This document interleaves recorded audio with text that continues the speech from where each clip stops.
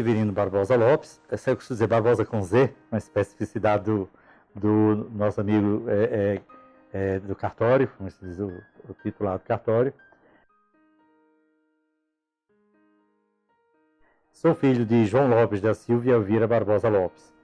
Nasci aqui em Arapiraca, mais precisamente numa área que hoje está bastante destacada, porque é logo ali depois do açude do Perucaba. Passava naquele trecho ali quando não havia o açude ainda, daqui a pouco a gente fala sobre isso. Meus pais foram para lá, onde eu nasci em 1948, sou do dia 1º de novembro, naquela época era dia santo de guarda, era dia de todos os santos, então um privilégio até, e sou registrado como 1º de novembro de 1947 por uma circunstância de que papai na época foi para morar na zona rural. Ele era comerciante ali nas cacimbas, mas tendo uma crise, e ele terminou no popular quebrando, e toda vez que se quebra no comércio, o local que se reergue é na agricultura. Ele comprou aquela propriedade, era Mata Virgem, ele chamou de Fazenda São Lourenço.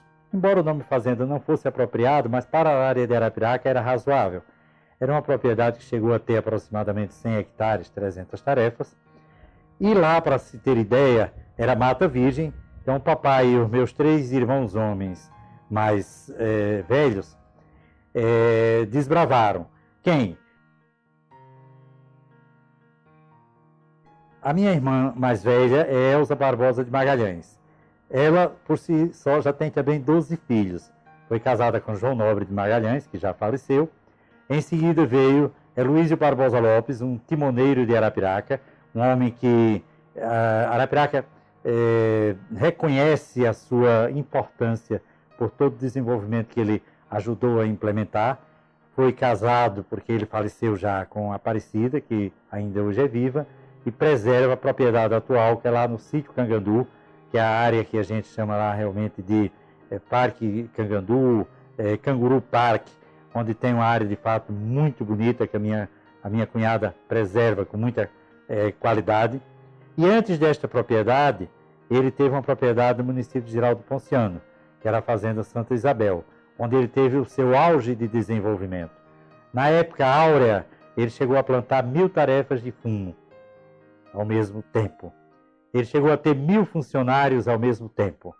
E aquela área onde hoje está o SESI, lá na Fumageira, e Fumageira foi porque ele implantou ali um galpão com 7.000 metros quadrados de área construída.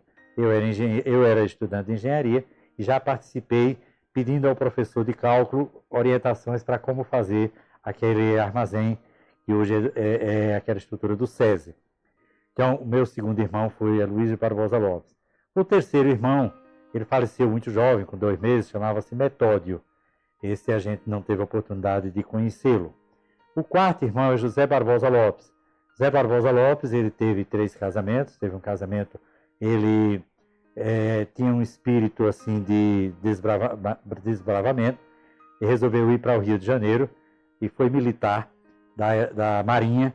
E lá no Rio de Janeiro ele casou, fez família e viveu todo um período. Era um militar extremamente dedicado, mas por razões de várias ordens, na época da Revolução de 64, ele injustamente teve um processo de prisão, mas ele acreditava na sua inocência e lutou. E é outro exemplo muito importante, durante 30 anos, para resgatar a história, e ele foi de fato considerado inocente e repôs o cargo de origem, o cargo que ele alcançaria se tivesse feito toda a trajetória. Hoje ele é capitão de mar e guerra, cargo que ele ostenta com muita alegria, e em momentos especiais ele veste galhardosamente a roupa de marinheiro, que ele tem assim um carinho muito grande.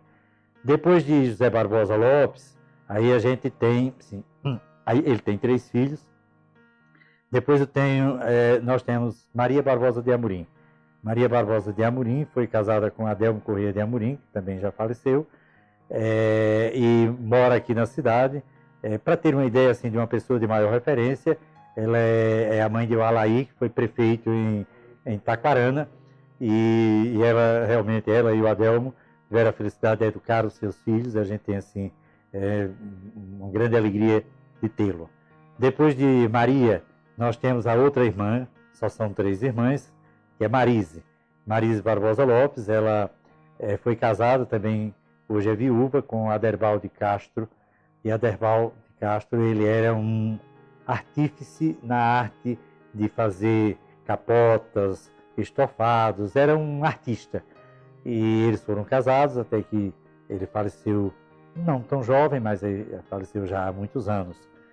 Nós temos o outro irmão, que é Antônio Barbosa Neto. Esse se dedicou à agricultura, depois ele foi pioneiro aqui na área de transportes. Ele comprou umas combis e fazia um transporte daqui para hoje Vila São Francisco, fazia transporte daqui para Bananeira e sofria muito nas épocas de inverno. Depois, com o decorrer do tempo, ele ainda conseguiu melhorar a empresa, teve ônibus, fazia essa linha para Camadanta, mas com o decorrer do tempo ele não teve a felicidade de dar sustentação. Eu diria que ele foi pioneiro, mas não conseguiu se manter. Hoje ele é casado com Terezinha, mora ali no bairro Planalto. Todos nascemos aqui em Arapiraca. Todos nascemos aqui em Arapiraca. Ainda temos mais para fechar os irmãos, a quantidade de irmãos. Depois nós tivemos Nivaldo Barbosa Lopes, é o meu irmão um pouquinho mais velho, tem hoje 73 anos, está completando agora em julho. Em seguida sou eu, que sou o 10º filho. Na minha realidade, eu fiz um casamento logo depois de formado, em 1971. Tive 2 filhos e, posteriormente, depois de 11 anos, a gente teve uma separação. Meus filhos moram, estes de hoje do primeiro casamento, moram no Rio de Janeiro. Estão, graças a Deus, muito bem situados. O filho homem é engenheiro de computação, trabalha num banco de investimentos e já me tem, juntamente com a Loana, que é a minha nora, tenho 2 netos, Valentina, com 4 anos, faz 5 anos esse ano, e Pedro, que faz 3 anos este ano. Até eles parecem muito com filho de italiano, são alvinhos, que a minha nora é bem alva e o sogro dele era português, então tem uma descendência europeia. E a minha filha do primeiro casamento, chamada Ana Karina, é médica, geriatra. Eu diria bom porque eu já sei que mais tarde eu vou ter quem cuide de mim como geriatra. É casada com Renato e me deu uma neta que já tem 7 anos, este ano ela faz 8 anos. Então, na descendência da primeira família, tem estas duas, essa descendência que acabei de relatar. Em 1982, após a separação, eu reestruturei vida com a minha atual esposa, Maria Lúcia Pereira, e com ela também Deus me deu a graça de ter 2 filhos, também um casal. O primeiro é Helder Pereira Lopes. Helder é advogado, apaixonado pelo ASA, uma coisa bem típica de Arapiraca. Já recebeu o título realmente de colaborador do ASA, porque ele tem feito até várias questões juntamente com o Dr. Zé Ventura e a equipe de advogados do ASA. É ainda solteiro, mas está já com casamento marcado com a minha futura nora, que é advogada, funcionária pública federal no Ministério no Ministério do Trabalho. Eles casarão em janeiro do ano de 2019, com a graça de Deus. E a filha mais nova, a caçula, chama Camila Pereira Lopes. Ela também foi para a área médica. Eu digo assim, eu tenho o privilégio de que, a graça, melhor dizendo, de ter tido as 2 filhas mulheres que formaram médicas. E a Camila, que é muito jovem, fez 28 anos este ano, ela está fazendo residência médica em Salvador, está fazendo residência médica na área de ultrassonografia, rádio, diagnóstico por imagem. Já este ano está fazendo o 3º ano, que seria o 3º ano da especialização em medicina. Então, em linhas gerais, a família de consanguíneos e paternidade, a gente tem um orgulho, uma graça muito grande, orgulho no sentido da graça, do que Deus tem nos concedido. Para a gente começar a fazer a descrição da minha vida nestes quase 70 anos, falar também dos meus antecedentes primordiais, os pais de papai e os pais de mamãe. Os pais de mamãe chamavam Antônio de Oliveira Barbosa, e era um homem assim, eu diria que letrado para a época, porque dos filhos que também está compondo esse trabalho, Nicodemos Barbosa, ele tem uma caderneta onde ele anotava o nome dos filhos, a data do nascimento, os que morreram. Quando ele casou, ele ficou viúvo do último filho que nasceu, que é o tio Toninho, que ainda está vivo, tem o tio Nicodemos e o tio Toninho. E o tio Toninho, então, ao nascer, naquela época a precariedade era muito grande, a minha avó, que chamava Amélia, faleceu desse último filho. E aí, naquela época, era muito comum, provavelmente, a irmã, que era a Almerinda, que devia cuidar, e meu avô tinha 8 filhos vivos, então rapidamente casou com a cunhada, no caso, que foi a que nós conhecemos como avó, foi a avó Almerinda. Da parte dele, a gente tem, por memória, que mamãe falava muito, a que seria a minha bisavó, que seria a mãe. Padre Barbosa era casado inicialmente com Amélia Nunes Magalhães, que faleceu no parto do tio Toninho, mas a mãe delas se chamava Rosa Amélia. Então, a minha bisavó chamava Rosa Amélia, título que o tio Nicodemos deu num dos loteamentos para homenageá-la. Da parte do papai, nós tínhamos Pedro Lopes da Silva. Pedro Lopes da Silva é oriundo na sua origem primeira, daquela área do Caldeirão, ali em Palmeira dos Índios, mas a família terminou que ela é muito estruturada, nós temos muitos parentes aqui na Baixa Grande que foram da família de papai, que está lá naquele pessoal dos Eusébios, no pessoal da estrutura daqui da Baixa Grande. É a origem básica de papai. Papai era um tanto quanto nômade, e ele, não papai, meu avô, Pedro Lopes, e aí eles, numa incursão ali a Aracaju, teve a infelicidade de pegar uma epidemia e faleceram lá minha avó e parece que 3 tios, salvo engano. E foi lá onde papai tem a história. Papai era um homem semi-analfabeto e ele tributava uma homenagem muito grande a um soldado que em 9 noites, impressionante, em 9 noites deu os ensinamentos rudimentares que ele conseguia ler com precariedade e, como a gente chama, desenhar o nome. Mas ele dizia, olha, eu tive essa oportunidade, que tributo, e vocês que têm a oportunidade, principalmente nós, os filhos mais novos do Antônio Barbosa Neto, da Marise, para frente, tivemos a oportunidade. Quem quis aproveitar, aproveitou. Daí porque eu atingi realmente o grau de engenheiro, porque aproveitei. Fui o único daquele momento. Depois a gente tem outros que graduaram, mas já depois de adultos, etc. Pois bem, e aí meu avô, tendo ficado viúvo, casou com Maria Barbosa. E aí Maria Barbosa era irmã de Antônio Barbosa. Então, se a gente for trabalhar essa parte, a Deus, na sua bondade, Maria Barbosa não teve descendência, assim como a segunda geração do meu avô não teve. Pois bem, a partir dessa estrutura, eu costumo dizer que os meus antecedentes, aos quais a gente fez referência agora, avós, bisavós e pais, trouxeram para nós toda a estrutura que nós temos, os 11 irmãos. Temos um privilégio, uma graça. Eu gosto sempre de substituir a palavra de privilégio por graça. Nenhum dos 11 irmãos, nem papai, nunca usou uma arma de fogo. Para ser mais preciso, uma época papai chegou a comprar um revólver escondido de tal maneira que eu acho que nem ele sabia onde estava. E depois de uns 2 meses, ele estou vendendo porque isso não serve para ninguém. Ele sempre dizia que é melhor um covarde vivo que um valente morto. Mas assim, João Lopes da Silva, a lembrança que eu tenho dele, forte, é que era um homem, ele tinha algumas alternâncias, mas era um homem rígido, mas amoroso. Ele, então, ele tinha um tratamento, e muito forte ficou em todos nós, o sentimento de justiça. Eu vou só para explicar esse sentimento de justiça. Nós, os mais novos, tivemos uma oportunidade, eu costumo dizer, quando ele enricou, porque assim, nós vínhamos de lá, do local onde nascemos, que está, inclusive, a área mesmo onde eu nasci, o armazém, que papai fez um armazém, e dividiu o armazém com esteira de piripiri. Quando eu nasci, a divisão interna era esteira de piripiri num armazém. Pois bem, nós vínhamos de lá para estudar no hoje Rosa Mística, chamava Instituto São Luís, e isso dá aproximadamente 5 quilômetros.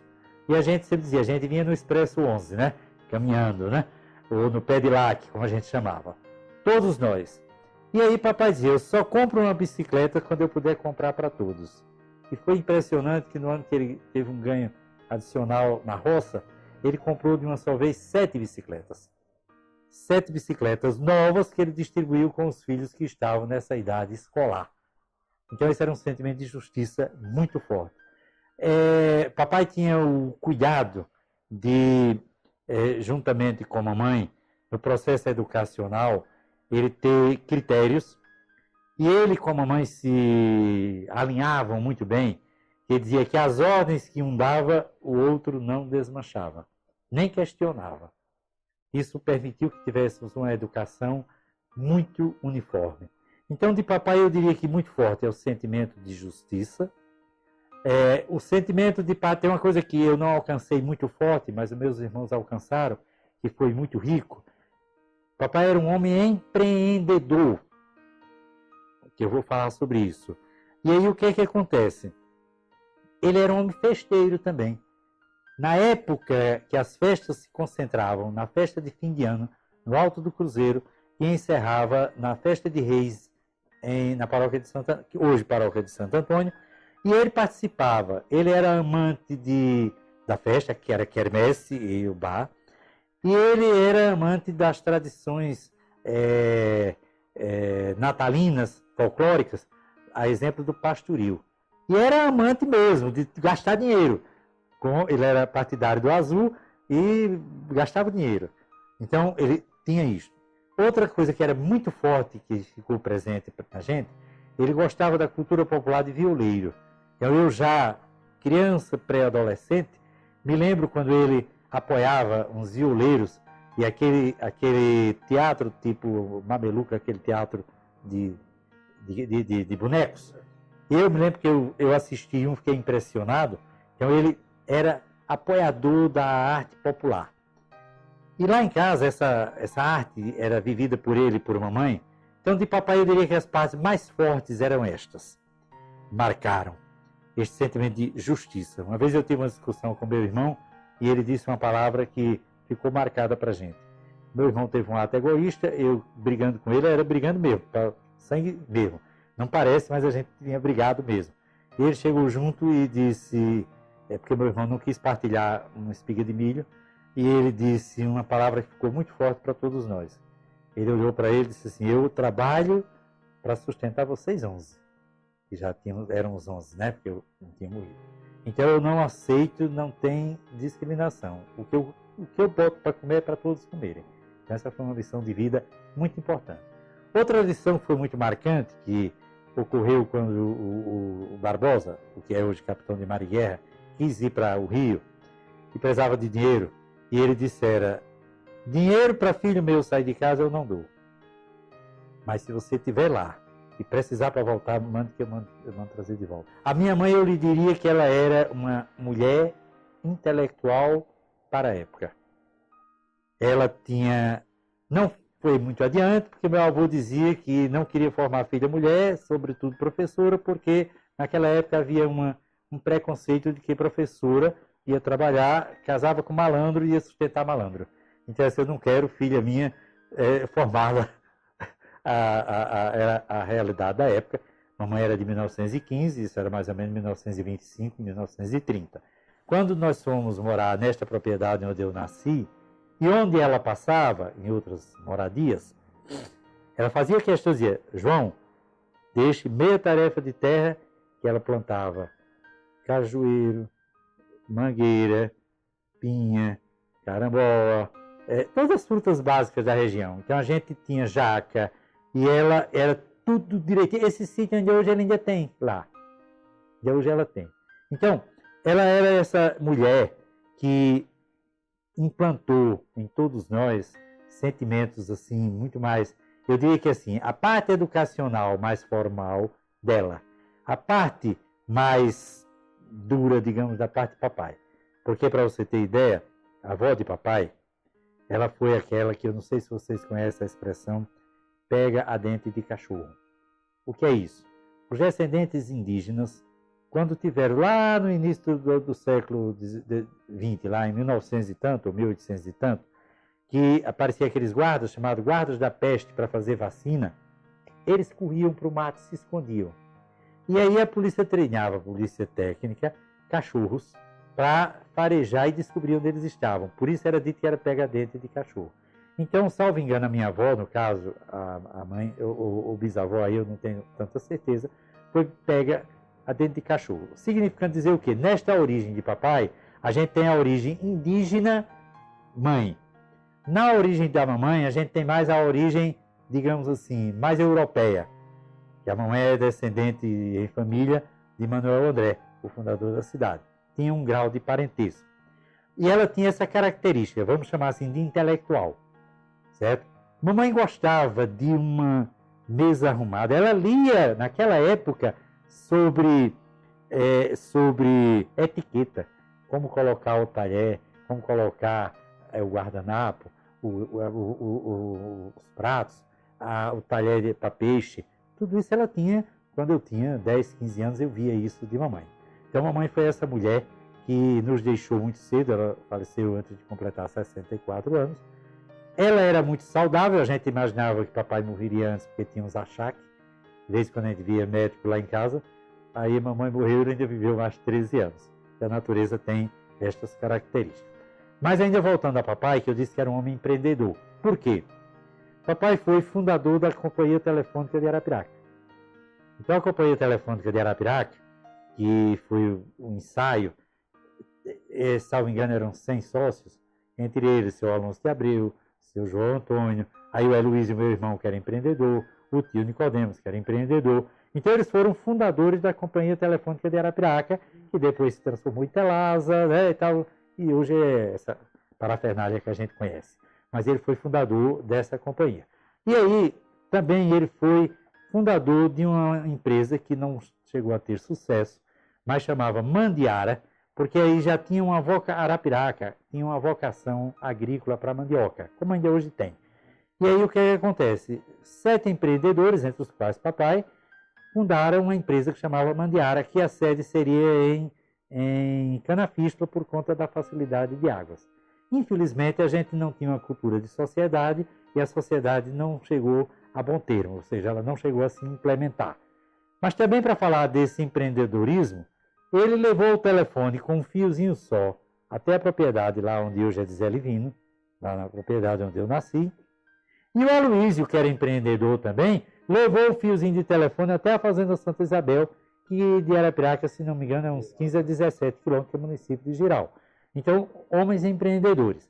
Outro exemplo de empreendedorismo dele é que eles compraram, Heloísio, papai e o tio Nicodemos, cada um comprou um apartamento na planta de um prédio que seria edificado pelo projeto na frente dos Correios, lá em Maceió.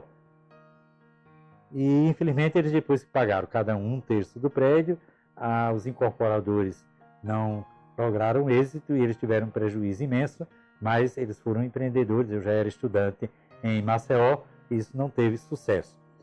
Outro exemplo de empreendedorismo nesta dupla, papai e Heloísio, é que papai tinha, se não desmancharam, ainda hoje existe, uma cisterna lá nessa propriedade onde eu nasci, aí sim já construída.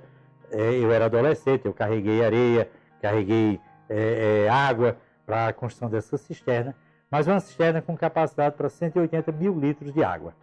E como é que a gente abastecia essa cisterna? Veja a visão, e estava muito ligado, papai e o Heloísio, porque depois eu conto um pouquinho da história do Heloísio para fechar esse lado empreendedorístico. Aí ele tinha os vários armazéns que se chama sequeiro, secador de fumo para curar, e era uma área grande. Então ele tinha bica, né, calha, em toda a biqueira, que abastecia a cisterna. A água não era colocada na cisterna, era tirada, que era para fazer o quê? A limpeza do telhado, que estava sujo da poeira, do verão. Aí a primeira chuva, a calha não desaguava na cisterna. Aí depois jogava para lá. E a chuva do inverno enchia a cisterna. Com isso, nós tivemos, eu tomava banho de chuveiro, quando eu tinha 10, 12, 15 anos, lá na propriedade, porque também o meu irmão, nós tínhamos já trator, e meu irmão trouxe um gerador e a gente tinha energia elétrica quando a Arapiraca ainda era abastecida através do empresário Valdomiro Barbosa, que tinha a empresa de fornecimento de luz de Arapiraca. Só tinha luz até 10 horas da noite e a gente tinha até 10, 11, 12 horas, assim que a gente quisesse, com um trator e um gerador. Consequentemente, a gente tinha nesta cacimba uma bomba, e essa bomba levava para a caixa d'água e a gente tinha água para tomar banho e tinha água para a mamãe na cozinha e para a lavanderia, certo? Então veja que ele tinha essa visão, tá? E no empreendedorismo, que a gente vai falar, faz o foco da família, o Heloísio, ele desbravou um mercado no sul para fumo, criou um novo estilo que não era daqui da época, era o fumo 4 pernas. 4 pernas é o seguinte, o fumo tradicional aqui, ele era feito um rolo só, que era inclusive o chamado fumo grosso. Depois, com a interferência de conhecimento de Minas, passou a fazer o fumo no mesmo estilo chamado fininho. Digamos que um tinha mais ou menos 10 centímetros de espessura, feito esse cano de descida de água de chuva, e passou a ser aquele fininho, de 50. Mas o Heloísio, que era desbravador, chegou lá no sul e tinha um fumo que era muito mais valoroso, tinha agregação de valor, que era um fumo de 4 pernas. Ele fazia 4 tirinhas, tipo, trançava. E esse fumo era de melhor qualidade e era aceito no mercado do sul. Aí ele criou uma máquina para fazer isso, ele criou uma série de coisas que a gente pode depois falar desse empreendedorismo de Heloísio. Fantástico. Pois bem, aí o Heloísio, indo para São Paulo, trazia e trouxe o primeiro rádio que eu conheci, que era um rádio Transglobe, desse tamanho, com mentira, exagero e tudo, com 6 pilhas Rayovac, que era a pilha que tinha na época, para a gente ouvir, sabe o quê? A Copa do Mundo de 1958, que só via se falar ouvindo pelo rádio. E aí, voltando para papai e mamãe, para o lado cultural, tinha um programa na Rádio Nacional do Rio de Janeiro, que a gente sintonizava pelas ondas curtas desse Transglobo, eu acho que era a Rádio Nacional, salvo engano, e tinha uma bandinha que chamava, olha como a gente grava, eu era criança, Altamiro Carrilho e sua bandinha. Isso. E esse ele tinha um programa, salvo engano, era quinta-feira, 9 ou 9h30 da noite. Ninguém dormia antes de ouvir esse programa. Ficávamos todos nós no entorno do rádio para escutar Altamiro Carrilho e sua bandinha todas as noites de quinta-feira lá.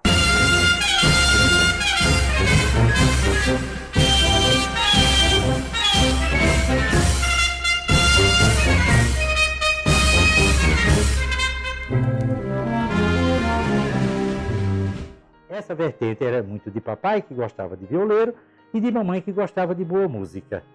Para você ter ideia, mamãe gostava de um cantor, que ainda hoje está vivo, português, que é Roberto Leal. É tanto que ela teve a oportunidade de ir um show dele, e ela ficou maravilhada. Então, mamãe era essa mulher, que tinha este lado, desta vertente.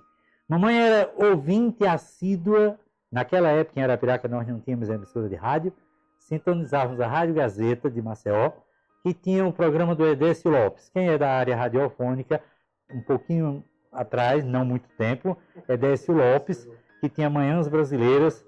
Mamãe era ouvinte assídua de Manhãs Brasileiras. Então você veja que era uma mulher que tinha identificação cultural. Isso passou para todos nós como valores, como elementos, digamos assim. Papai, porque ele dizia assim, meu filho, meus filhos, só sabe a dificuldade de um analfabeto quem é analfabeto. Portanto, não fiquem como eu. Eu não tenho recursos, mas até onde eu puder, eu seguro vocês. Para estudar, não falta nada. Para passeio, ele não dava. Para ir para cinema, ele não dava.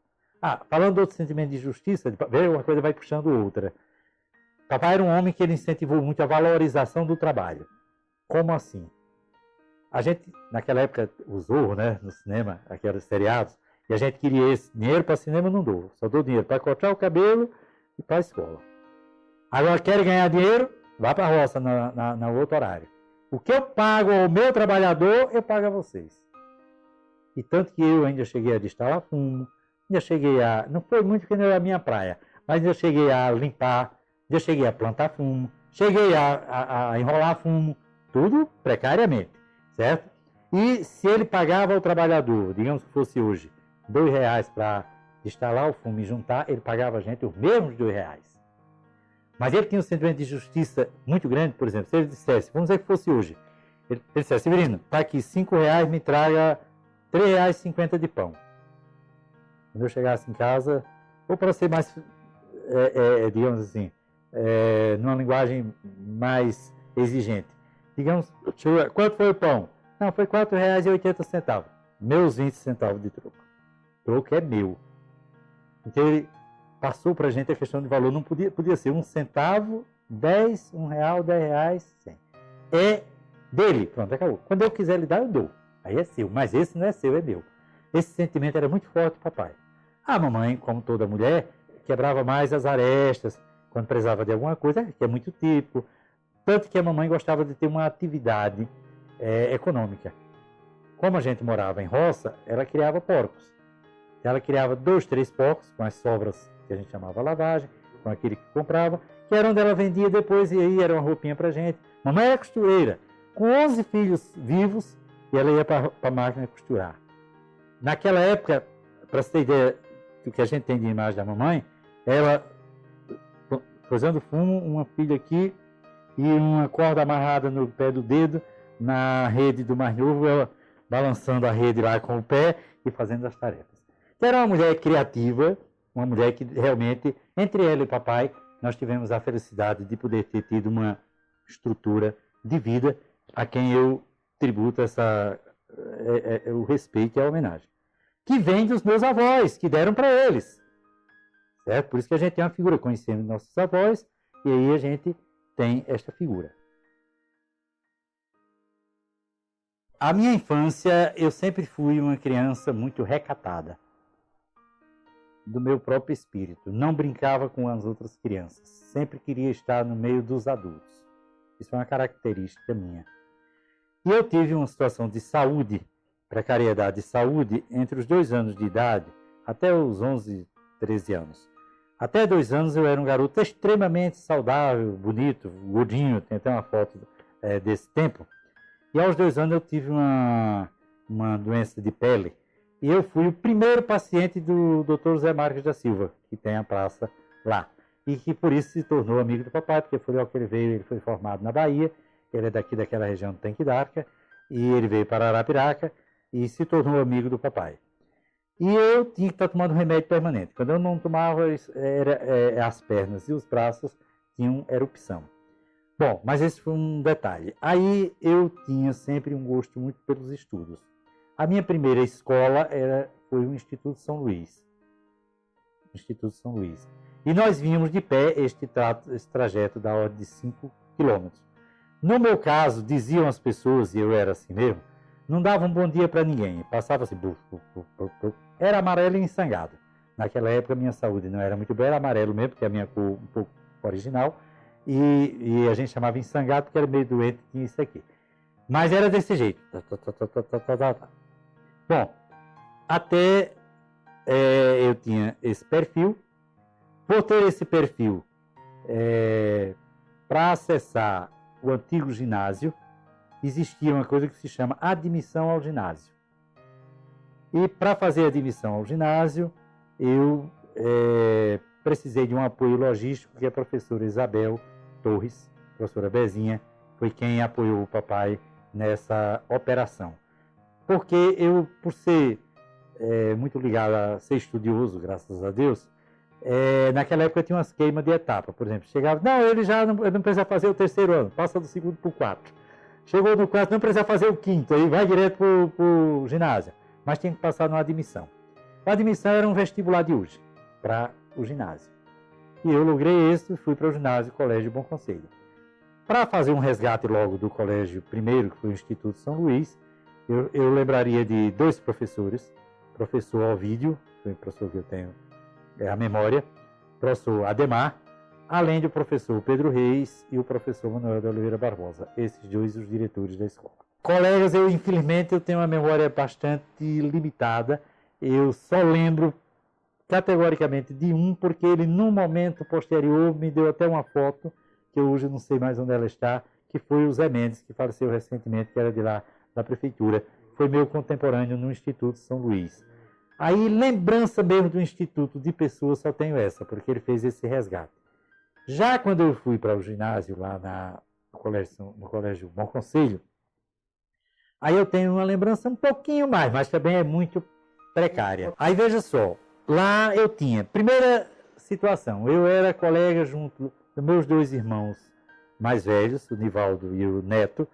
Por quê? Porque o Nivaldo e o Neto, que eram mais velhos do que eu, teoricamente estariam um ano antes de mim, só que eles, por uma razão assim, até meio ilógica, ou lógica, se encantaram com Satuba, na Bahia, ali na Escola Técnica de Satuba, e papai os levou para que ele fosse estudar em Satuba. E acontece que um adoeceu lá, foi o Nivaldo, e até quase morre, porque ele teve um problema que tinha até uma questão do coração, até que a gente brinca que ele tinha o coração grande, ele tinha um coração realmente fora do padrão. E o Neto porque não tinha muita identificação com o estudo. Mas nessa história eles ficaram menos de um ano lá e perderam um ano. Aí eu os acompanhei no ginásio, a gente estudava na mesma sala. E aí, quem a gente tinha também na mesma sala era Severino Leão, que é meu primo, que estava na mesma sala. Então nós tínhamos esse pessoal. Aí eu tenho alguns que eu me lembro, por exemplo, o William. O William não é muito conhecimento de Arapiraca, porque ele foi para Maceió, era funcionário do Banco Nordeste, mas ele é irmão do Wilton Malta. E o William era o colega que eu me lembro muito bem dele. Por quê? Porque ele era sisudo como eu. Então a gente chegava aqui, era assim, terminou a aula, eu e o William, quando dissesse terminou a aula, a gente já estava na Praça Marques. Tinha tinha ali a Pinguim, que é onde hoje é a Livraria Globo.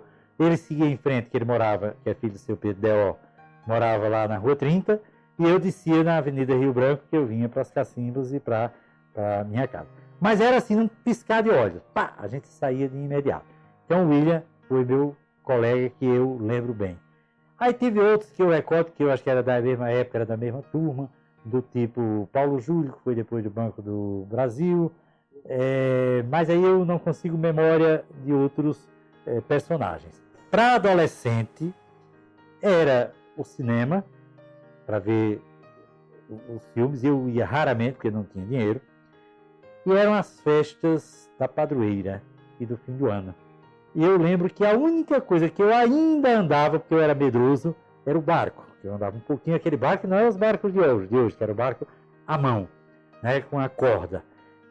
Gostava muito do trivolim e do cavalinho que tem no trivolim. A roda gigante eu ia, mas sempre tinha medo, lá em cima principalmente. Aí não era muito chegado.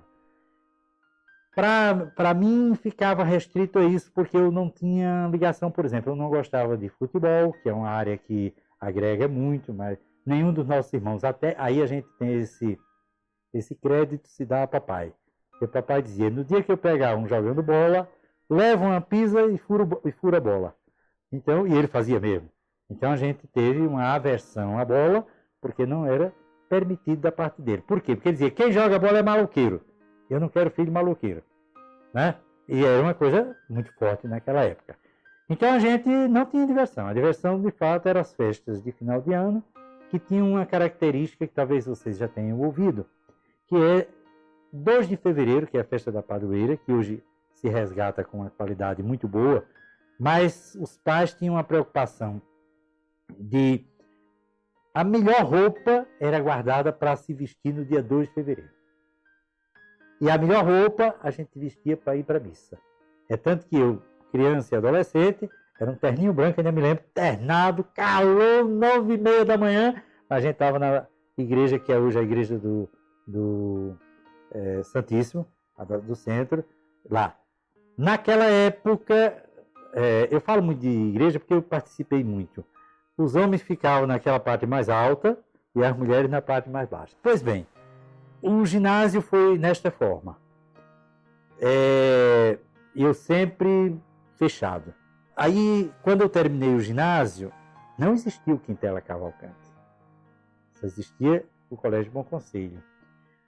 E aí o Dr. Moacir instituiu o científico. No ano que eu terminei o ginásio. Então eu fiz o científico, primeiro e segundo ano em Arapiraca. com um grau de precariedade muito grande. E aí eu queria exatamente tributar aqui uma homenagem, um respeito a algumas figuras que foram caras para mim nesse período, ginásio e no período até o segundo ano científico, capitaneados pelo professor Moacir Teófilo.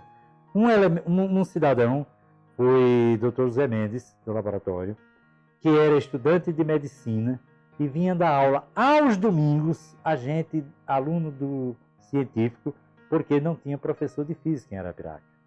E ele, que era estudante de medicina, com um sentimento de arapiraquense muito forte, ele teve esse sentimento durante a vida toda, ele vinha de Maceió aos domingos e nós, alunos, íamos à aula aos domingos. Então, a gente tinha aula de domingo a domingo no colégio científico, no colégio. Claro, com muita precariedade, porque não tínhamos professores preparados. E aí, deste mesmo naipe, eu tive um professor que eu tenho muita vontade de revê-lo. Eu soube que ele está morando até em Arapiraca agora, que é irmão de Dom Idelbrando Costa, que chama, o nome dele é Metódio.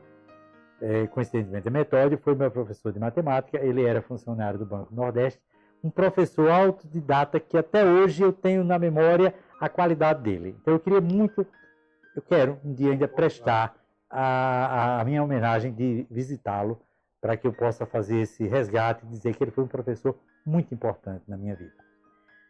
No colégio, neste período, eu tive 2 professores que eu destaco. A professora Cleonice Barbosa, porque tinha uma postura e ela era muito rígida. E por que eu tenho essa admiração? Pela qualidade dela e por uma especificidade. Num dia ela me chegou e fazia a arguição e eu não havia estudado, não soube responder. E ela me fez eu passar um constrangimento que me serviu para a vida toda. Ela olhou para mim e disse assim: mas até você, Severino, não estudou? Porque eu era um aluno, não para fazer referência, mas eu era um aluno exemplar, no sentido de que eu fazia porque era o meu papel, era a minha tarefa. Por isso era reconhecido. E ela nesse dia disse: mas até você. Não deu outra. No outro dia eu cheguei e estava com tudo na ponta da língua. E ela, para me testar, me chamou.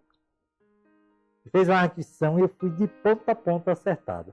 Esse fato me marcou e mostra a importância de um professor criterioso. Então eu tenho esse respeito e admiração à professora Cleonice Barbosa. Não tive a oportunidade de vir ao sepultamento dela, mas foi uma pessoa que me marcou. E as antecedentes dela marcaram a geração mais velha dos meus irmãos.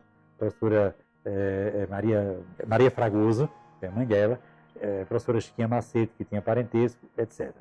Pois bem, então esses dois, assim, e um terceiro professor que aí é um capítulo na minha vida especial.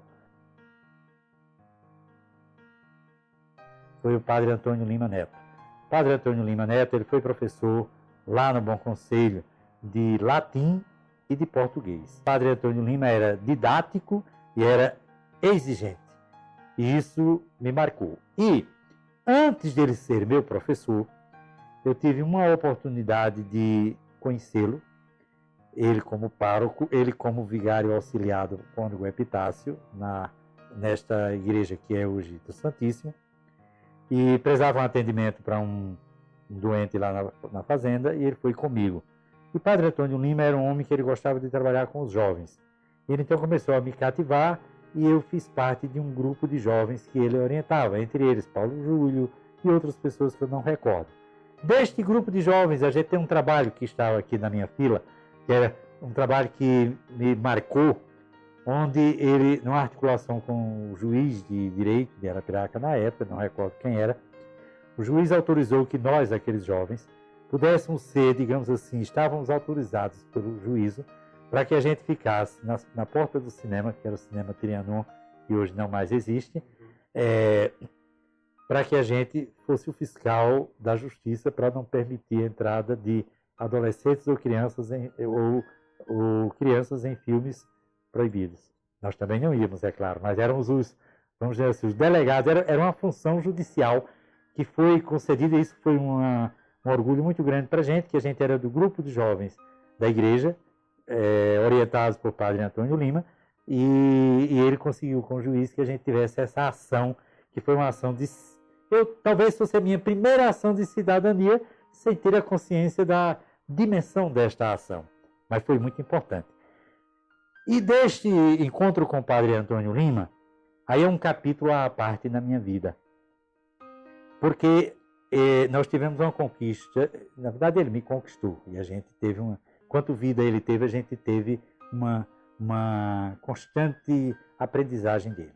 E aí eu sempre testemunho que ele é um pedagogo ímpar, um educador ímpar e foi um ministro ímpar.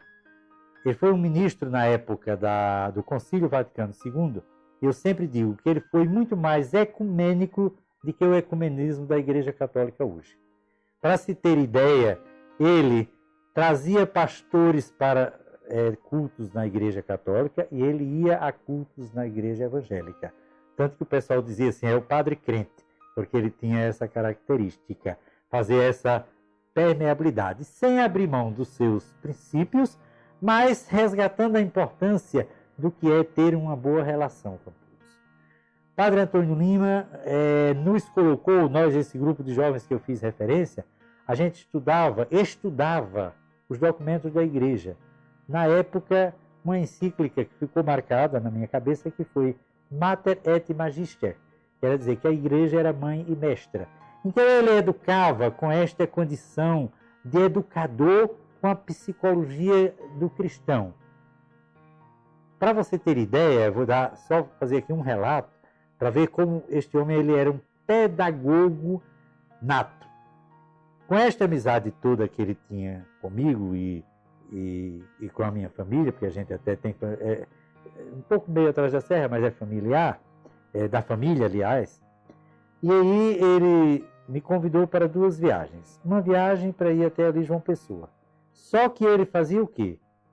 Ele ia lá em casa, chamava papai e mamãe, dizia, seu João e dona Elvira, eu quero fazer uma viagem até João Pessoa e queria levar Severino comigo. Vocês permitem? Ele ia pedir permissão a papai e a mamãe. E nós fomos. E aí eu lembrei de um fato pitoresco, muito interessante. Papai tinha um comprador de fumo que morava ali em Caruaru. Então nós saímos daqui, temos uma passada em Caruaru na hora do almoço, fazer uma visita a esse cidadão. E o calor estava muito grande, eles se ofereceram que a gente tomasse um banho. E nós fomos tomar banho. E lá tomamos o nosso banho e depois seguimos viagem. Aí quando chegou na viagem, ele olhou para mim, Severino, por que é aquilo que tinha naquele banheiro que eu não conheço? Eu disse, eu também não conheço. E o que era essa peça? Se usava, hoje não está em uso mais, era a bacia sanitária e o bidé. Né? Tinha o bidé. Nós nunca tínhamos visto. E simplesmente saímos de lá sem saber o que era. Depois foi que ele veio descobrir. Mas o mais curioso não foi isso. É que ele tinha chuveiro elétrico, e o chuveiro elétrico tem sempre aquela duchazinha, né, que as mulheres usam, geralmente as mulheres. Por azar nosso, quando alguém deve ter usado, aquele chuveirinho estava ligado, e eu abro, não saiu água no chuveiro, só saía no chuveirinho. Eu mesmo tomei banho de chuveirinho. Por quê? Porque não sabia usar. Por que eu gosto de relatar isso? Primeiro, porque tudo quanto a gente não conhece precisa ser explicado para poder a gente usar. Nós não conhecíamos. E saímos de lá sem conhecer. Muito tempo depois é que a gente veio a conhecer. Nem ele, que era padre, também conhecia. Leva a gente a ter que dizer o seguinte, não temos o direito de observar as pessoas e fazer pré-julgamentos porque ela não sabe o que a gente sabe. Não sabe, porque não foi oportunizado. Nós vivemos isto. Em seguida, ele fez um outro convite para uma viagem. Ele tem um irmão, tinha um irmão que morava em Quirinópolis, estado de Goiás. E ele queria visitá-lo. E aí, de novo, ele me convidou. E era uma viagem longa, para você ter ideia, foi uma viagem de 45 dias. Papai permitiu e nós viajamos. E aí é onde eu quero chegar, a pedagogia dele. Eu tinha 16 anos, 17, por aí. 64, eu tinha 16 anos. Isso foi em 1964, o ano da chamada Revolução no Brasil. E quando nós saímos daqui, ele disse, eu quero lhe pedir uma coisa. Se você me permitir e não se escandalizar. Olha, imagine, ele estava me dando um presente. Qual é o jovem que não gosta de viajar? Que oportunidade eu tive, que foi uma viagem de 45 dias onde a gente conheceu Aracaju, só as capitais, Aracaju, Salvador, Vitória do Espírito Santo, Rio de Janeiro, São Paulo, Brasília e Belo Horizonte. 7 capitais nós fomos, e as cidades que nós fomos todas, certo? E isso foi um presente, eu tinha 16, 17 anos, certo? Ele estava me presentando, não me custou um centavo a papai. Naquela época os padres usavam batina. E se eu queria viajar sem batina? Deixa eu lhe explicar, dizendo ele para mim. Não é por nada. Não pense que eu estou querendo fazer malinagem. Não. É que a batina identificava o padre. Ele disse, eu não queria que, num lugar estranho, lá vem um homem e um padre. Olha o padre. E o padre, além de ser identificado, tudo que ficava à volta ficava falso, porque todo mundo tinha no padre era mais ou menos um semideus. E ele não queria ter isso. Agora, olha a pedagogia dele. Agora, eu só vou assim se você aceitar e não se escandalizar. Eu quero chamar a atenção porque, olha a pedagogia. Ele estava com um jovem, a preocupação dele não foi, porque simplesmente por dizer, Severino, eu não tenho obrigação de viajar de batina, podia me dar desculpa que quisesse, eu não sabia nada. Eu não quero viajar de batina, prego batido, ponta virada. Estava resolvido. Mas ele disse, eu só faço se você aceitar e não se escandalizar. E assim fez. Para se ter uma ideia, só para falar deste homem que foi muito importante na minha vida, porque eu costumo dizer que é o meu segundo pai. Por quê? Porque tudo aquilo que papai não tinha condições de fazê-lo, porque a sua condição de conhecimento era pouca, Padre Antônio me fez.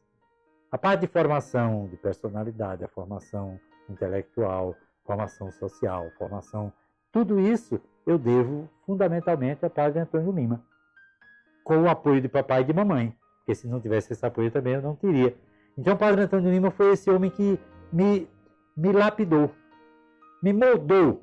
Eu digo sempre que o homem que eu sou hoje devo, em grande parte, na parte educacional, de cidadão, de cristão, de homem a ele. Nesta época da viagem, eu era estudante aqui no Conselho. Porque eu estudei no Conselho até 64, isso foi em 64. Depois eu fui para Maceió para estudar, fui para o Marista, mas nunca perdi o vínculo com ele, porque eu vinha a Arapiraca permanentemente e tínhamos o vínculo. Como o pessoal sabia que eu gostava de matemática, aí todo mundo dizia assim, quem gosta de matemática vai para a engenharia. Então eu fui para a engenharia, na verdade, não porque eu o conhecesse. Não era uma vocação natural minha no sentido de eu dizer assim, eu quero ser engenheiro. Eu não tive nenhuma orientação. Apenas a referência foi essa. O pessoal dizia, olha, você é bom em matemática. Quem é bom em matemática vai para a engenharia. Então eu fui induzido. Estou satisfeito, mas a minha vocação para a engenharia foi descoberta na identificação de matemática. Padre Antônio Lima, fazendo uma reflexão posterior, no momento que eu tive, eu sempre gostei de participar de reuniões de igreja, e eu fui a uns cursos em Maceió com o padre João Ona, que era padre, escritor, psicólogo, um homem de referência, tem livros muito bons, e eu fui a umas palestras dele, 3 dias. E ao final, toda vez que eu vou para essas coisas, eu gosto de ir falar com o palestrante, eu gosto de ir, todo ele. Eu conheci Samitiba pessoalmente, nos encontros da Escola de Paz. Enfim, conheci Augusto Cury quando ele veio aqui. Conheci no sentido de dizer que eu fui lá, cumprimentei e tal, etc. Então chegou uma pessoa, deu esse indicativo e eu fiz engenharia. Fiz engenharia, passei no primeiro vestibular. Apesar da deficiência daqui, quando eu fui para Maceió, assim, aí eu fui para Maceió em 1965. Fui estudar no Colégio Marista. O Colégio Marista tinha internato. E eu pedi ao papai para ele ficar interno. Meu tio, que morava lá, queria que eu fosse para lá. E eu fui depois de fazer o curso de engenharia. Mas, João, por que você quer botar esse menino no internato? Porque internato era sinônimo de castigo. Filho é mal educado, bota no internato. Filho não sei o quê, bota no internato. A minha madrinha mesmo, que era prima e filha dele, mas tio, o que esse menino fez que você quer botar no internato? Não, mas não é o que o menino fez, era eu que queria ir. Por que eu queria ir para o internato? Porque eu queria ter mais tempo e menos desgaste. Olha bem, isso era a minha cabeça. Não foi ninguém que disse. Eu interno, eu não tenho que gastar tempo da escola para a casa do meu tio. fiquei interno por opção. Foi ótimo, porque aí eu, no ano, eu equilibrei. É tanto que eu fiz vestibular e passei no primeiro vestibular. Significou dizer que eu equilibrei. Tive a felicidade de dizer que, naquela época, a concorrência não era tão grande, eram 114 candidatos, eu me lembro, para 40 vagas. Eu passei no primeiro vestibular. E os critérios eram diferentes, só passaram 8 no primeiro. Eu estava entre os 8. Então, significou dizer que o meu equilíbrio estava ok. Ainda passei em quarto lugar, então eu passei numa posição mediana, né? Entre o primeiro e o oitavo, passei no quarto lugar. Pois bem, aí veio aí a parte de formação, a formação profissional. E aí eu me dediquei fortemente à formação. Enquanto alguns colegas chegaram mais na frente, estavam buscando estágio, que é interessante, não estou falando que não é. Eu preferi me dedicar assim, eu vou fazer o curso todo integralmente. Não perco uma aula do curso. Deve ter aquela matéria que você às vezes não gosta muito, o pessoal aproveitava isso para ir fazer um estágio aqui, para fazer isso. Não, o curso é o curso. Essa é uma concepção que eu tenho, continuo tendo e recomendo aos jovens hoje. Passa, depois você tem o tempo de fazer outra parte. Eu estou aqui, eu sou um exemplo disso. Fiz o curso todo, integral, direitinho, com professores que eu gostava, com professores que eu não gostava, e fui por aí. Dentro do curso, assim, se eu fosse relatar, talvez eu lembrasse 3 ou 4 professores, mas tem 2 ou 3 deles que eu quero citar, porque foram assim, muito importantes na minha vida. Um foi o professor Vinícius Maia Nobre, está vivo ainda hoje, é engenheiro, teve uma vida, tem uma vida pública bem destacada no estado de Alagoas, como secretário, como engenheiro, etc. A esposa dele, que é arquiteta, foi minha professora, a professora Zélia, e o professor Marcos, meu Deus, ele se chama Marcos Vinícius, se não me engano. Ele é professor, ele foi professor e tem família aqui em Cacimbinhas, e assim, foi muito referencial na minha vida. Teve o professor Fernando Gama, foi reitor da universidade, muito bom professor. Para você ter ideia, a gente tem professor de todo tipo. Fernando Gama chegou na classe e disse: eu vou dar aula de astronomia. Tem gente que não se interessa, não se preocupe. Quem não quiser, pode sair que a minha matéria não reprova ninguém. Todo mundo vai estar aprovado. Quem quiser aprender, fique. Aí ficou 30% da turma, 70% não ficou, eu fiquei. Porque são conceitos, se ela estava na grade, era porque era importante. E foi. Nunca usei nenhuma astronomia, mas foi para conceitos. Entendeu? Então, a minha formação foi íntegra, total.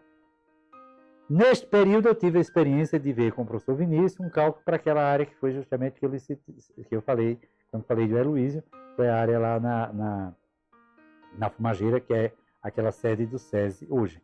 E aí o professor Vinícius calculou umas vigas para mim e eu trazia para implantar. A bem da verdade, a gente tem que dizer, naquela época, o profissional que dava apoio aqui chamava-se o Ialdo, que ainda hoje está vivo, tem 84 anos, tem aquela fábrica de bebidas, ele era técnico, mas tinha um credenciamento, era o projetista da época. Pois bem, aí eu formei, e aí, neste período da formação, vem o primeiro exercício de cidadania eleitoral. Eu ainda tenho outra experiência antes de chegar a esta. Lá, quando eu estava no segundo científico, o Colégio Bom Conselho estava com uma crise de professor de matemática para o ginásio. Aí o padre Antônio Lima, que era professor lá e conhecia o doutor Moacir, disse: Moacir, ou doutor Moacir, eu não sei como é que ele chamava, esse menino aqui era bem se tratava, porque era menino mesmo, meio sangado, tudo meio sangado. Esse menino aqui sabe matemática. Você está aperreado, já tinha tido vários professores, bota ele para ensinar aqui. Aí olha como é que a gente fazia. Eu tinha aula num daqueles blocos, que eu era aluno, saía de lá com a mesma fardinha de aluno e vinha cá para o outro lado, dar aula do outro lado. Isso foi marcante para mim, básico, né? Entendeu? Então eu dei aula também lá no Bom Conselho com essa conotação. Bom, mas aí veio a parte de formação. Eu ainda era estudante quando eu citei aqui o Dr. Batista, era prefeito. E eu tinha um certo nível de acessibilidade e a gente ainda chegou a fazer uma discussão sobre um projeto que não se tornou, não se implantou para a Praça Manuel André, mas ele não chegou a ser implantado. E a gente deu um apoio logístico aí, sim, como eu tive uma identificação como professor de topografia, como a matéria de topografia, aí passei a ensinar na escola técnica ainda como estudante de engenharia, que é hoje o IFAL. E aí, quando o doutor Batista precisou desse apoio, eu era estudante, mas eu já lidava com topografia, aí, não, eu faço. Aí eu vim, fiz, eu não recordo se foi remunerado ou não, mas eu quero dizer que eu tive essa participação de engenharia, ainda quando eu não era engenheiro, numa obra da cidade, que é hoje o cartão postal da cidade. E aí me formei, e o meu primeiro casamento, e o segundo também, era uma menina daqui de Arapiraca, minha prima, que chamava Maria Jailde Pereira, sobrinha do Severinão, filha do Vital e da Maria. E logo depois de formado, no ano seguinte, nós casamos, em 1971. E esse vínculo com Arapiraca era forte para mim. Eu vinha 2, 3 dias por semana em Arapiraca e ficava lá em Maceió. No primeiro ano de exercício profissional, a universidade abriu um concurso para professor de topografia. Não, vou fazer, eu já estou fazendo topografia na escola técnica. E eu gosto até de dar isso como exemplo, que depois a gente vai ver aí nas edições se vai ficar ou não.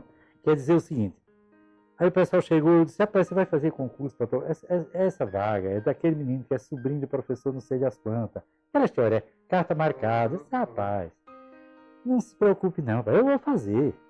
Se a vaga é do rapaz, a gente só vai saber depois. Porque toda a vida eu trabalhei com isso. Não tinha esse negócio comigo, não. Moral da história, eram 8 candidatos para uma vaga de professor e quem passou fui eu, que não era sobrinho do professor. Sabe, se eu fosse na sua onda, eu não tinha feito. Porque as pessoas têm, lamentavelmente, esses conceitos inadequados. Qualidade toda a vida se sobrepôs. Eu fui aprovado. Naquela época, eu disse, olha, eu sou professor na universidade, concursado. E sou professor da escola técnica, 2 escolas federais. Eu não vou ser engenheiro, vou ser professor. Foi a minha primeira decisão. Estava em Maceió, permaneci em Maceió, aí era só professor. Mas sempre dando meus pitacozinhos aqui, né? Vem para cá, vim em Arapiraca sempre. Aí meu irmão sempre com empreendedorismo, a gente estava lá, estava para cá. E os primeiros 5 anos, eu com magistério. Houve uns problemas do tipo da crise que a gente acabou de... Parece que estamos saindo de 3 anos de crise de crescimento negativo, né? O decréscimo econômico. E a situação estava bastante ruim, eu conversando com a Luiz aqui, reclamando. E a palavra dele foi assim, deixa essa porcaria para lá. Venha para cá que de fome a gente não morre. Eu não tive outra. Fui lá, pedi saída. Você vai pedir demissão de um concurso que você tem na escola? Já pedi. Neste meio termo, na vida política, Higino foi eleito, chegou a me convidar para ser secretário de obras. Mas eu nem tinha maturidade e nem tinha pretensão. Na época eu declinei o convite. Sabe, eu fico honrado, é um convite honroso. Mas de fato eu era muito jovem, sem experiência. Foi acertado que eu não tivesse aceito. Foi bom para mim. Entendeu? Muito bem. Com essa tomada de decisão, aí eu passei a ficar mais tempo em Arapiraca e menos em Maceió. A minha primeira esposa era professora, muito dinâmica, trabalhando bastante. Eu ficava 2, 3 dias aqui, 2, 3 dias lá. E aí eu passei a ter uma vida ativa. Eu diria que eu fui o primeiro engenheiro de Arapiraca que voltou para Arapiraca. E o primeiro engenheiro que se estabeleceu aqui. Ainda que a gente tenha um outro que aí eu talvez tivesse que dividir este primeiro engenheiro, porque era um engenheiro chamado José Lira, que ele é da família Lira, do Finado Geraldo Lira, família dali de Feira Grande. Ele formou na Bahia e também veio para cá. Foi mais ou menos na mesma época. Eu não tive contatos com ele, por isso eu talvez tenha que dividir este título com ele, no sentido de dizer assim, não sei se ele chegou primeiro, se eu cheguei primeiro. Nós dois tivemos uma atuação aqui, depois ele não se situou bem, preferiu voltar, não fez atuação aqui. Mas eu fiquei sempre atuando aqui. Eu fiquei atuando como profissional. Aí a gente montou uma estrutura, tínhamos a cerâmica, que é onde está lá hoje o Canguru Parque, e aí fiquei eu, sócio com meu irmão, e montamos uma construtora. E aí profissionalmente a gente nessa construtora teve assim trabalhos fantásticos. Em Maceió, nós fizemos uma obra de grande vulto, que foi a infraestrutura do loteamento Estela Maris. Aquele loteamento que hoje é ponto chique, um dos pontos chiques de Maceió, fomos nós com a nossa empresa. A nossa empresa era uma empresa de terraplenagem e pavimentação super bem estruturada. Com esse trabalho lá em Maceió, porque o mais predominante era em Maceió. E aí se perguntaria assim, como é que eu tive acesso a esse trabalho? E aí, mais uma vez, o valor, a importância do, digamos assim, da responsabilidade como aluno. O professor Beroaldo Maia Gomes, que teve uma participação também na vida pública do estado de Alagoas, era um dos herdeiros, na verdade era a esposa dele que era herdeira, da área onde está o Estela Maris. Eram 4 irmãos. Dr. Paulo Nogueira, o único irmão homem, e as 3 irmãs que eu não recordo o nome delas. Uma era a esposa do professor Beroaldo, que era professor lá na faculdade. Uma era a esposa do doutor, um médico muito famoso do laboratório, agora esqueci o nome. E outro era um rapaz que não tem essa formação, mas era da família. E o doutor Paulo era o intelectual. O doutor Paulo, só para ter ideia, acho que é muito importante na história de Alagoas, ele foi um homem, ele era engenheiro mecânico e ele chegou a ser presidente da Ford do Brasil e da Ford no México. Ele vinha uma vez por mês a Maceió, acompanhava as obras e os outros irmãos estavam lá. E fui eu que fiz a implantação ali da galeria de águas pluviais, o aterro, pavimentação, meio-fio, linha d'água. Uma obra, para você ter ideia, da ordem de R$1 milhão que eu fiz para esse grupo. Então foi o ponto alto para a gente na empresa. E esta empresa, que era construtora aqui em Arapiraca, era proprietária também da cerâmica. A cerâmica, a gente cometeu um erro de estratégia, que a gente, quando comprou, não fez pesquisa, dizia que tinha muito barro. Quando a gente trabalhou 5 anos com a cerâmica, acabou o barro. E a gente optou por vender, por isso que ficou só a estrutura que se transformou no Canguru Park. Mas era uma estrutura que a gente chegou a ter, pegamos o ano de crise, em 1974, chegamos a ter 1 milhão de peças estocadas porque não tinha venda. Mas aí, quando acabou o barro, a gente terminou optando por vender. E a empresa, ela tinha trator de esteira, trator de pneu, patroca, era uma empresa de terraplanagem. A gente fez esse serviço todinho, inclusive laboratório de solos, para controle dos solos. Então isso foi uma coisa muito forte para a gente.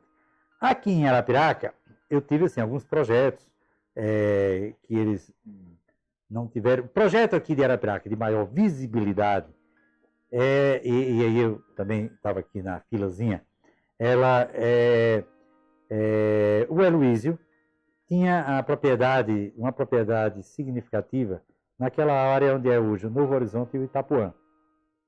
E o tio Nicodemos tinha também uma área ali. Então tinha 3 pessoas da família que tinham uma área.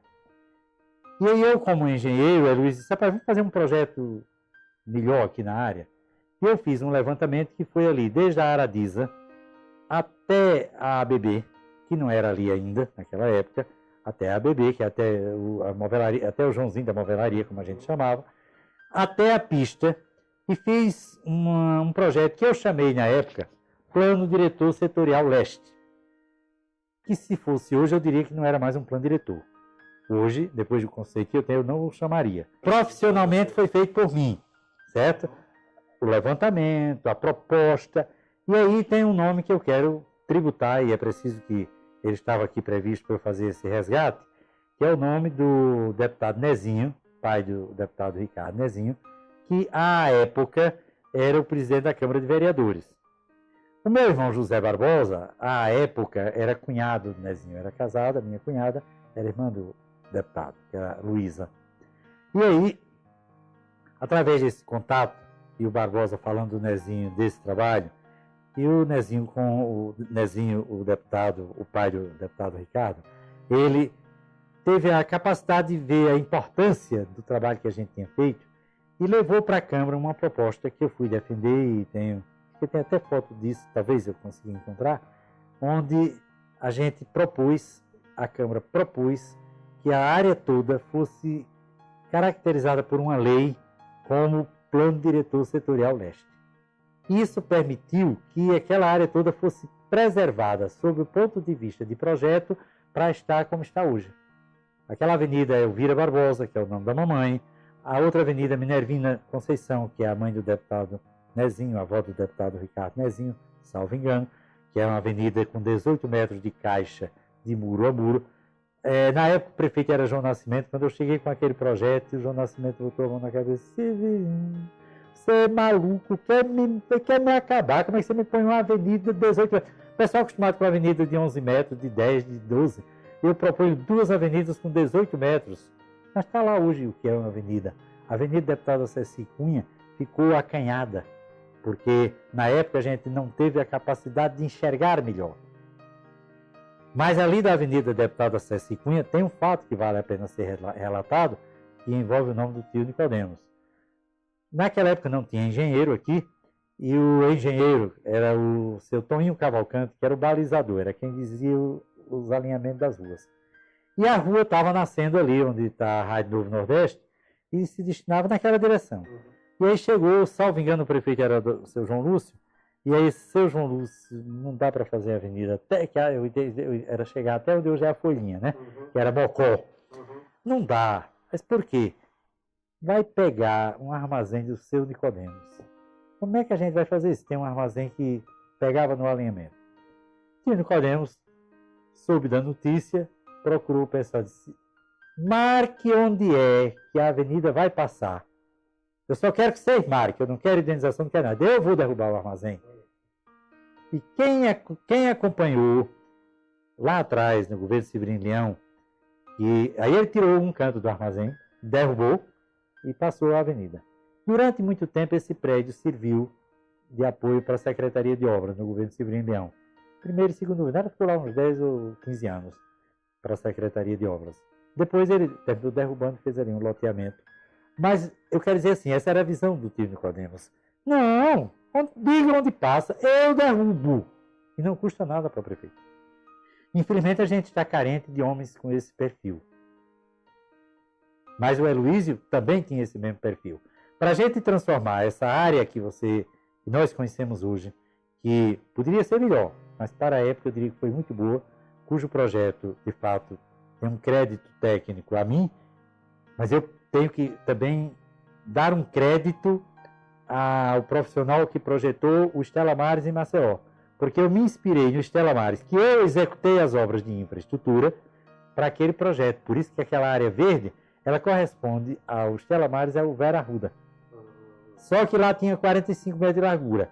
Aí eu propus 36, o João Nascimento quase me engole.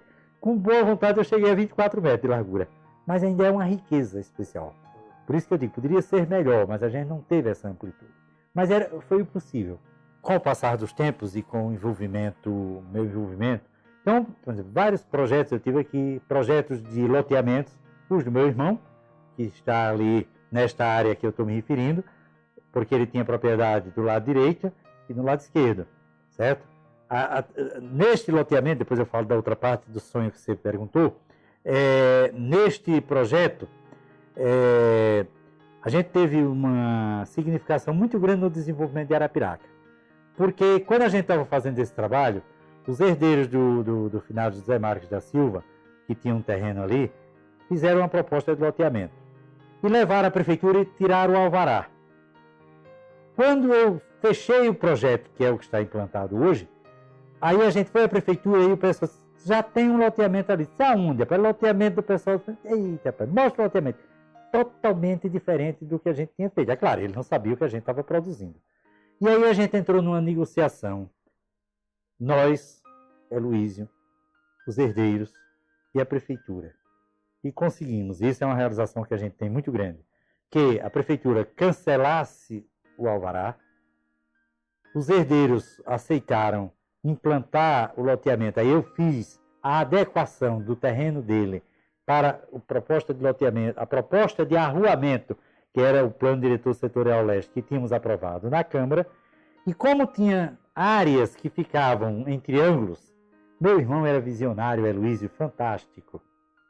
Aí o Heloísio disse, não se preocupem, todos os triângulos, a gente até brincava, todos os trianguinhos, pode deixar comigo. Eu dou em área útil no meu terreno, porque ele tinha terreno. Então a gente ficou com uns 40 ou 50 pedaços de lote, para fazer com que os lotes ficassem regulares para eles e eles não tivessem prejuízo. Para você ter ideia, com muito orgulho, eu diria, do desprendimento do Heloísio, isso custou a nós, principalmente ao Heloísio, que era o proprietário, algo em torno de 10 mil metros quadrados de área. Você imagina 10 mil metros quadrados de área naquela área hoje valorizada. Mas a gente está só relatando para dizer que projeto a gente contribuiu para Arapiraca. Com muito orgulho e com muito orgulho eu digo, aquilo dali teve a minha participação. Mas teve a visão do Heloísio e teve a visão do tio Nicodemos, que permitiram abrir a avenida e que o Heloísio disse, não tem problema, faça o que tiver de fazer aqui. E as áreas de triângulo eu fico com elas. Depois ele foi se arrumando, está tudo arrumado hoje. Mas quantos anos depois? 30 anos depois. E aquilo foi em 82. Tá certo? 82. Essa visão é a visão de 1982. Pois bem, este é um projeto que eu me realizo. Também tem alguns loteamentos. Macedo era empreendedor da área imobiliária e eu fui engenheiro dele, muito engenheiro para fazer projetos de loteamento, implantação, etc. Alguns loteamentos medianos. Tem um que eu gosto bastante, razoável, lá o Verdes Campos, que deu o nome ao bairro Verdes Campos, lá perto das Guaribas. Outros aqui no centro da cidade, do tipo ali, o Higiene Vital, não me lembro o nome mais do loteamento, Santa Esmeralda, não estava em Santa Esmeralda, mas aquele já não foi de boa qualidade em relação à minha proposta. Outros mais populares que ele tinha, enfim, eu tive uma contribuição aí nessa área urbanística. Especificamente, eu quero ser lembrado por tudo quanto eu pude contribuir, a partir da família. No atual estágio, eu já me sinto contemplado com 4 filhos que eu tenho, 3 casados, e pela relação que eu tenho com estes filhos. Eu quero ser lembrado como um pai que, juntamente com a mulher que me deu os filhos, tivermos tido a capacidade de formá-los como sucessores. E sucessores aqui, não do aspecto patrimonial, que até hoje eu tenho um patrimônio muito reduzido do ponto de vista patrimônio físico, financeiro, mas o patrimônio moral, intelectual, do conhecimento, das relações interpessoais com eles. Isso para mim será a maior riqueza. Com eles, filhos, e com as gerações que sucederem. Por exemplo, eu tenho hoje 3 netos e um 4º em andamento, que está em processo de gestação. Estamos na gravidez. Mas como é que eu quero ver nesta 2ª geração?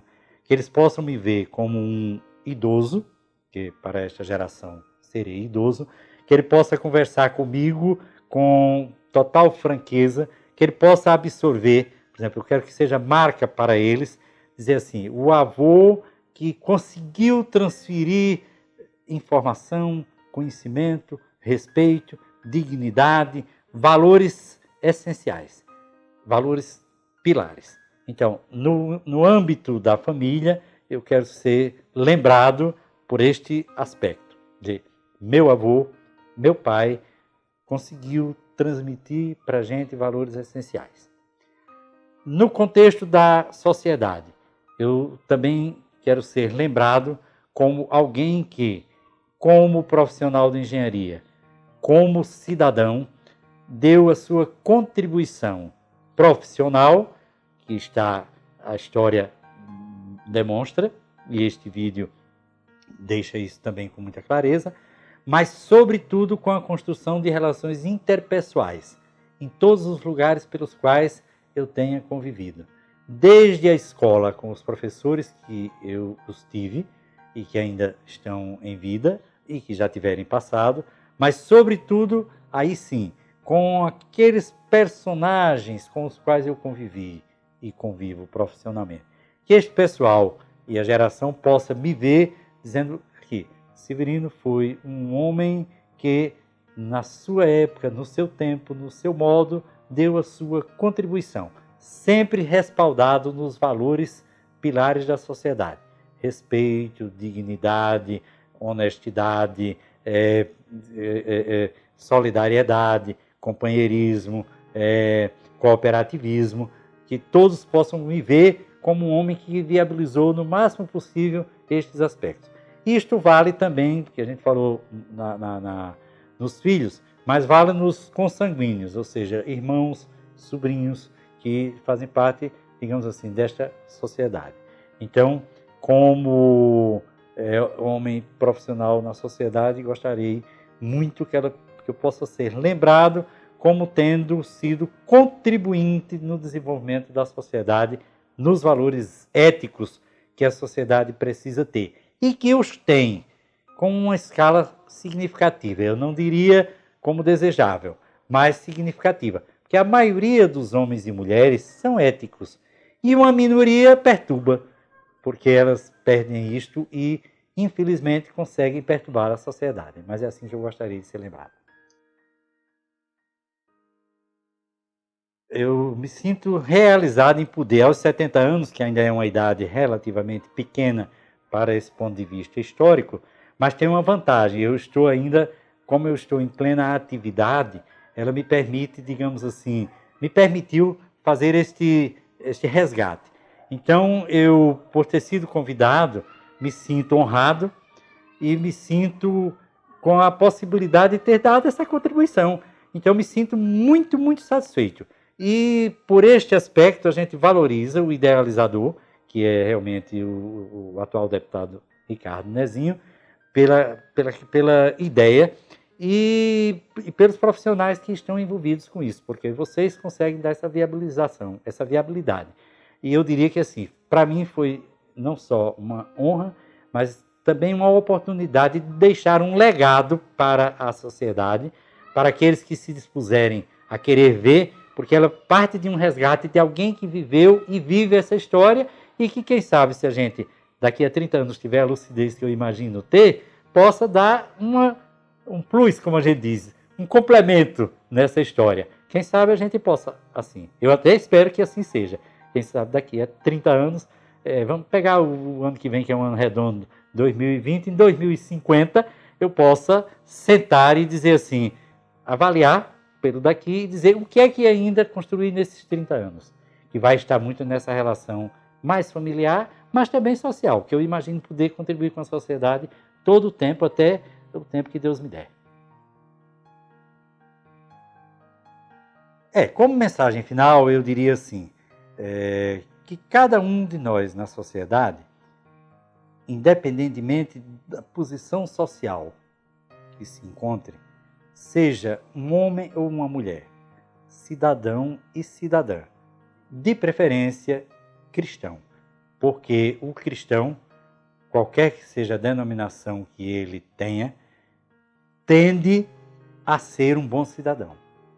Ao cristão que eu busco ser e aos cristãos que vivem e convivem nessa expectativa de que a pedagogia de Cristo, fazendo com que nós, homens e mulheres, possamos ter a felicidade de ser co-herdeiros do reino, porque Cristo, segundo a nossa fé, para os cristãos, Filho de Deus, ele veio para nos comunicar numa linguagem acessível a grande perspectiva do reino e veio nos legar um tratado que são os evangelhos e a Bíblia como a história da caminhada do povo de Deus, como regramento que, se nós, sociedade, assimilássemos e vivêssemos, no mínimo, parte significativa